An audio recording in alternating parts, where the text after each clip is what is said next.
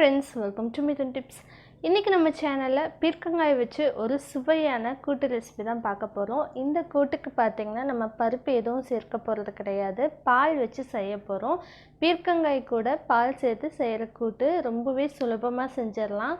இந்த ரெசிபி பாத்தீங்கன்னா ஆந்திரா ஸ்பெஷல், ரொம்பவே காரசாரமா ரொம்பவே சுவையா இருக்கும்.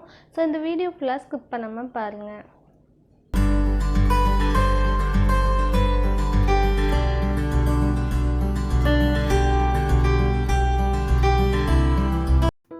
பீர்க்கங்காய் பால் கூட்டு செய்கிறதுக்கு முதல்ல ஒரு பேன் ஹீட் பண்ணிவிட்டு அதில் எண்ணெய் சேர்த்திக்கலாம். இந்த ரெசிபிக்கு எண்ணெய் கொஞ்சம் அதிகமாக இருந்தால் தான் டேஸ்ட்டும் நல்லாயிருக்கும். பட் உங்களுக்கு இவ்வளோ எண்ணெய் வேண்டாம் அப்படின்னு யோசிச்சிங்கன்னா நீங்கள் எண்ணெயோட அளவை தாராளமாக குறைச்சிக்கலாம். இப்போ எண்ணெய் சூடானதும் 1/2 டீஸ்பூன் கடுகு, 1/2 டீஸ்பூன் சீரகம், 1/2 டீஸ்பூன் கடலைப்பருப்பு இது 3 சேர்த்துக்கலாம். இந்த 3 எண்ணெயில் நல்லா பொரியட்டும்.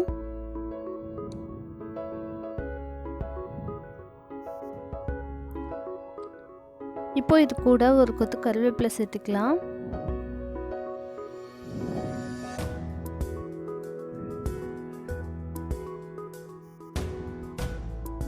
இது எல்லாம் நல்லா புரிஞ்சதும் இதில் ஒரு பெரிய வெங்காயத்தையும் அது கூட 4 பச்சை மிளகாயும் சேர்த்திக்கலாம்.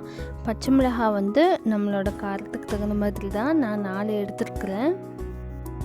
நம்ம இது கூட மிளகாய் தூளும் சேர்த்திக்க போகிறோம். ஸோ ரெண்டையும் பேலன்ஸ் பண்ணுற மாதிரி சேர்த்திக்கோங்க. இப்போது வெங்காயம் பார்த்திங்கன்னா ரொம்ப வதங்கிடக்கூடாது. ஒரு 50% வதங்கினதுமே இதில் நம்ம கட் பண்ணி வச்சுருக்கிற பீர்க்கங்காயை சேர்த்திக்கலாம்.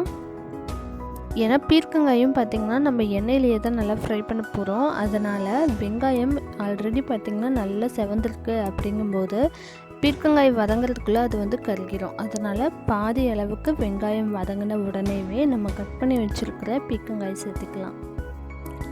இப்போ இந்த பீர்க்கங்காய் பார்த்திங்கன்னா 2 நிமிஷம் நல்லா ஹை ஃப்ளேமில் வச்சு நல்லா கிளறி விட்டுக்கலாம். இதில் 1 டீஸ்பூன் அளவுக்கு உப்பு சேர்த்திக்கிறேன். உப்பு சேர்த்துட்டு நல்லா ஹை ஃப்ளேமில் 2 நிமிஷம் ஃப்ரை பண்ணி விட்டுக்கலாம். அதுக்கப்புறமா இதை மூடி வச்சு ஒரு 5 நிமிஷம் லோ ஃப்ளேமில் வச்சு குக் பண்ணிக்கலாம். இப்போ இதை மூடி வச்சாச்சு. 5 நிமிஷம் லோ ஃப்ளேமில் இருக்கட்டும். இப்போது 5 மினிட்ஸ் கழித்து எடுத்து பார்த்தோம்னா பீர்க்கங்காய் பார்த்திங்கன்னா ஆல்மோஸ்ட் நல்லாவே குக் ஆகி இருக்குது.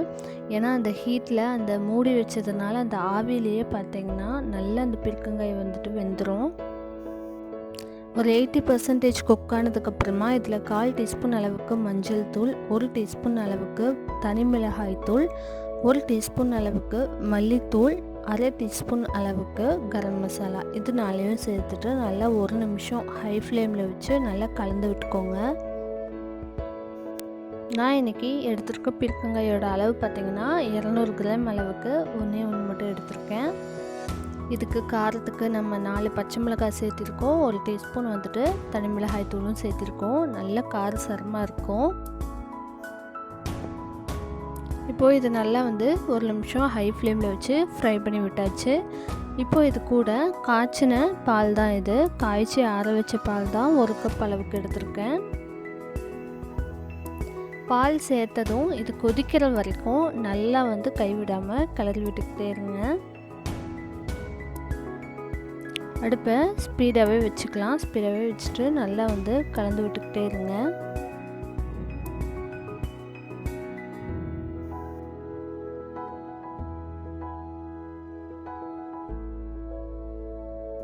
இப்போ இது பார்த்திங்கன்னா நல்லா கொதிக்க ஆரம்பித்ததுக்கப்புறம் மூடி வச்சு லோ ஃப்ளேமில் வச்சு 5 நிமிஷம் குக் பண்ணிக்கலாம். இப்போ நல்லா கொதித்து வந்துக்கிட்டுருக்கு. இந்த ஸ்டேஜில் அடுப்பை லோவுக்கு மாற்றிட்டு நம்ம மூடி வச்சு 5 மினிட்ஸ் குக் பண்ணதுக்கப்புறமா இப்படி தான் இருக்குது. நல்லா ஒரு திக்கான கன்சிஸ்டன்சிக்கு வந்துருச்சு. நல்ல எண்ணெயும் பிரிஞ்சு வந்துருச்சு. இந்தளவுக்கு நல்லா எண்ணெய் பிரிஞ்சு வந்துருச்சு அப்படின்னா தான் நல்லா குக் ஆகியிருக்கு அப்படின்னு அர்த்தம். நல்லா பார்க்கும்போதே பார்த்திங்கன்னா நல்லா கலர்ஃபுல்லாக இருக்குது. அதே மாதிரி அதோட வாசனையும் சரி டேஸ்ட்டும் சரி ரொம்பவே நல்லாயிருக்கு. அது மட்டும் இல்லை, இது நம்ம சாதம் சப்பாத்தி எல்லாத்துக்குமே சைடிஷ்ஷாக வச்சு சாப்பிட்டுக்கலாம்.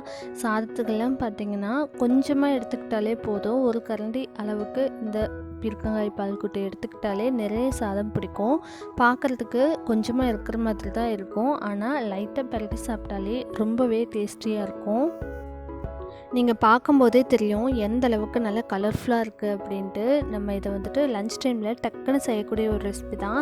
அது மட்டும் இல்லை, சுட சுட சாதத்துக்கு இதை வச்சு சாப்பிடும்போது அவ்வளோ டேஸ்டியாக இருக்கும். கண்டிப்பாக திரும்ப திரும்ப செய்வீங்க.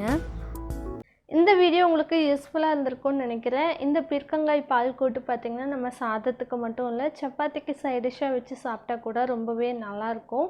ஸோ இந்த ரெசிபியை உங்கள் வீட்லேயும் ட்ரை பண்ணி பார்த்துட்டு எப்படி வந்துச்சுன்னு சொல்லி கீழே கமெண்ட் பண்ணுங்கள். நம்ம சேனல் இது வரைக்கும் நீங்கள் சப்ஸ்கிரைப் பண்ணல அப்படின்னா கீழே இருக்க red colour subscribe button press பண்ணிக்கோங்க. அப்படி பக்கத்தில் இருக்க பெல் ஐக்கானும் ப்ரெஸ் பண்ணிக்கோங்க. அப்போ தான் நம்ம சேனலில் போகிற வீடியோஸ் நீங்கள் மிஸ் பண்ணாமல் பார்க்கலாம். தேங்க்ஸ் ஃபார் வாட்சிங்.